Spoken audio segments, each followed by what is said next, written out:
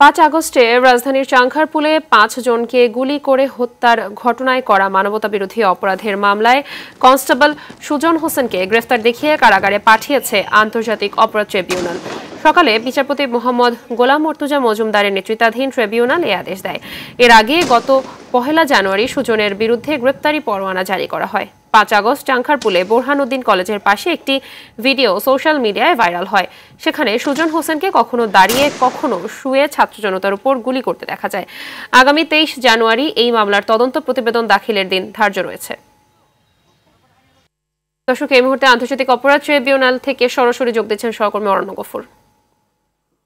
অরণ্য, মামলায় কনস্টেবল সুজন হোসেনকে কারাগারে পাঠানো সহ আদেশে কি কি আসলে বলা হয়েছে ট্রাইব্যুনালে জানাবেন।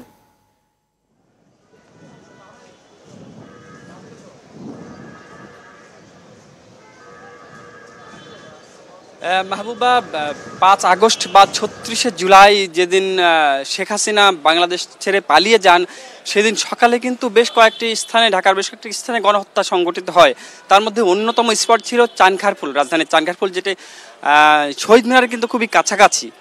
সকালবেলায় যখন লোকজন, ছাত্র জনতা জড়ো হয়ে চানখারপুলের দিকে, শহীদ মিনারের দিকে যাওয়া শুরু করে, সেখানে চানখারপুলে কিন্তু পুলিশের বাধার সম্মুখীন হয় এবং সেখানে ব্যাপক গণহত্যা সংঘটিত হয়। এবং যেই ছবিটি ভাইরাল হয়েছিল একজন পুলিশ কনস্টেবলের, যিনি শুয়ে বসে বিভিন্ন ভঙ্গিমায় দাঁড়িয়ে গুলি করছিলেন, সেই ছবিটি কিন্তু ব্যাপকভাবে ভাইরাল হয়েছিল।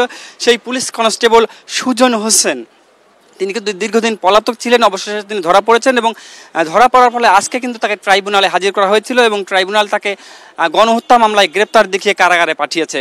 এর আগে ১ জানুয়ারি সুজন হোসেনকে গ্রেপ্তারের জন্য কিন্তু পরোয়ানা জারি করেছিল আন্তর্জাতিক অপরাধ ট্রাইব্যুনাল এবং ২৩শে জানুয়ারি এই মামলার, এই সুজন হোসেনের এই গণহত্যার মামলার কিন্তু তদন্ত প্রতিবেদন দাখিলের জন্য তারিখ নির্ধারণ করা হয়েছে। তো ট্রাইব্যুনালের চেয়ারম্যানের নেতৃত্বে গঠিত যে বেঞ্চটি ছিল, তারাই মামলাটি শুনানি করেছিল এবং শুনানি শেষে সুজনকে কারাগারে পাঠানোর নির্দেশ দেওয়া হয়েছে।